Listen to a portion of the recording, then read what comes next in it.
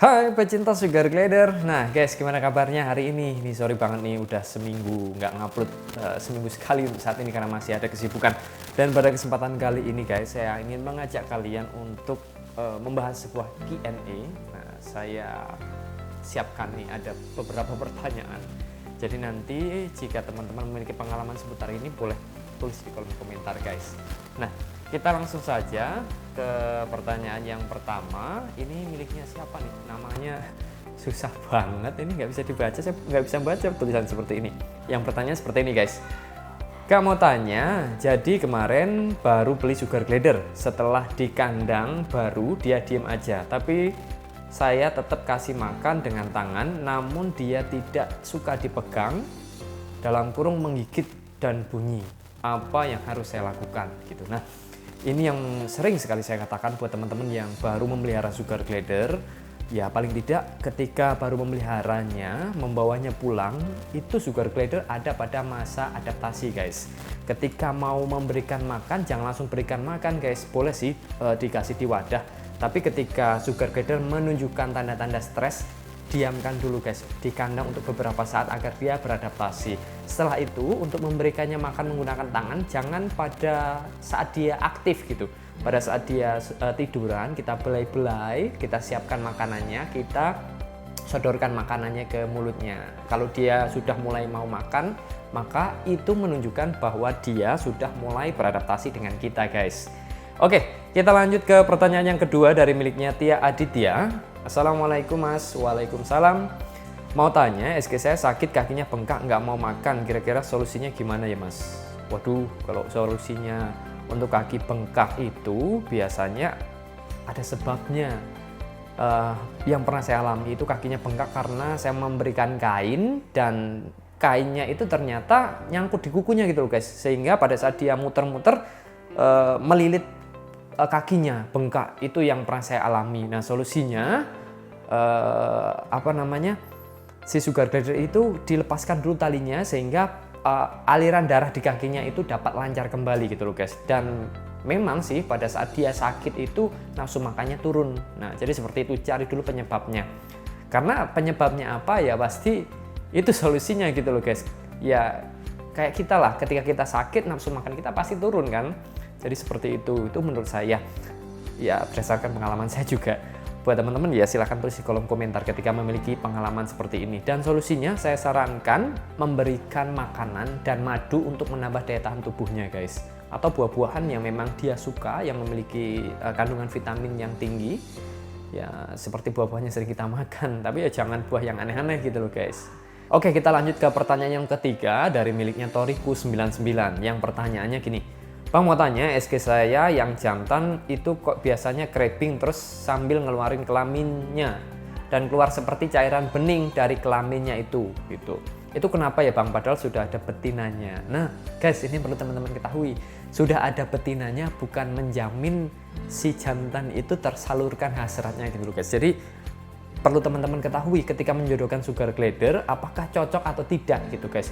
Cocok itu kayak bisa dikatakan dia mau kimpoi dan si betinanya juga nggak berontak gitu loh guys.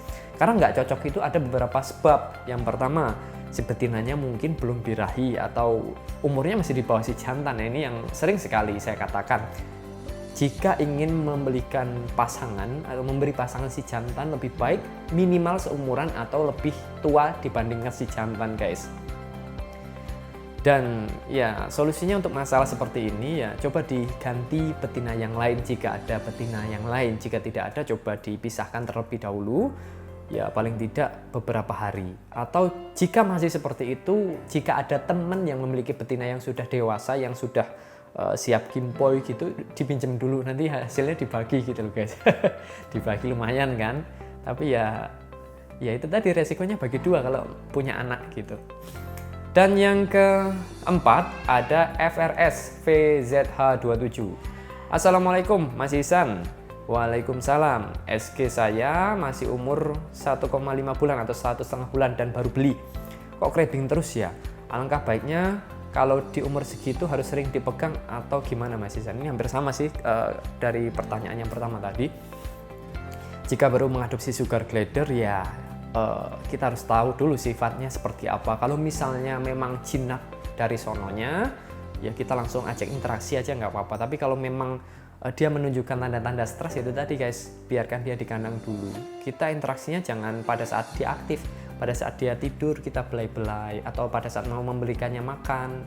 Jangan pada posisi dia aktif muter-muter guys. Nanti yang ada dia tambah stres karena dia takut biasanya. Nah, jadi seperti itu untuk yang baru memelihara sugar glider. Dan juga teman-teman bisa nonton video saya yang lain yang terkait dengan pertama kali mengadopsi sugar glider guys. Dan yang terakhir dari Rominduk S yang pertanyaannya, Bang boleh nanya? Enggak Bang? Ya boleh dong. Gini Bang, soalnya saya sugar glider maksudnya. Sugar glider saya udah beranak sudah 3 kali gitu. Permasalahannya kan udah ada yang umur sekitar 5 sampai 6 bulan. Nah, itu pun sepasang Bang. Kata teman-teman katanya nggak bisa kawin yang sepasang. Ada juga yang bilang harus dipisahin dulu jantan dan betina selama 3 bulan baru disatukan biar bisa kawin gitu. Ada juga yang bilang beli sepasang lagi biar bisa kawin, mana yang lebih bagus gitu. Kalau pertanyaannya mana yang lebih bagus, ya lebih baik cari dari gen lain gitu guys, jangan inbreeding gitu. Ya kalau misalnya tidak ada sugar glider lain atau di daerah kalian susah sugar glider, ya inbreeding itu ini guys, perkawinan sedarah. Yang pertama yang pengen saya bahas nih, apakah kata teman saya nggak bisa kawin? Bisa guys, saya dulu pernah inbreeding lama banget, itu banyak, tapi akhirnya saya nggak inbreeding lagi karena memang sudah ada hibahan SK dari teman-teman yang membuatnya nggak inbreeding. Dan ada beberapa ekor saya beli atau mengadopsi dari orang juga. Jadi walaupun seindukan itu masih bisa kimpoi atau kawin gitu loh guys sugar glidernya. Apakah harus dipisahkan selama 3 bulan? Ya enggak juga sih, karena kalau selama 3 bulan itu kan biasanya yang bareng-bareng dari kecil ya itu udah masuk masa birahi gitu biasanya guys. Tapi kalau menurut saya nggak dipisah pun juga bisa kimpoi gitu loh guys. Dari kecil sampai dewasa, kalau birahi namanya hewan itu ya dia nggak berpikir panjang, yang ada di situ langsung digasak gitu. Jadi seperti itu. Solusinya mana yang bagus ya tergantung kondisi teman-teman sekalian. Kalau misalnya ada sedikit uang lebih ya, dan banyak juga breeder di sekitar daerah kalian, ya belikan atau adopsi lagi, gunanya untuk menyilangkan gen gitu loh guys, gen dari satu SK yang kalian punya dengan gen baru yang kalian adopsi nanti. Nah kalau misalnya inbreeding guys, itu baik nggak sih? Itu tergantung kondisi. Kalau misalnya tidak ada pasangan lain ya apa boleh buat gitu loh guys.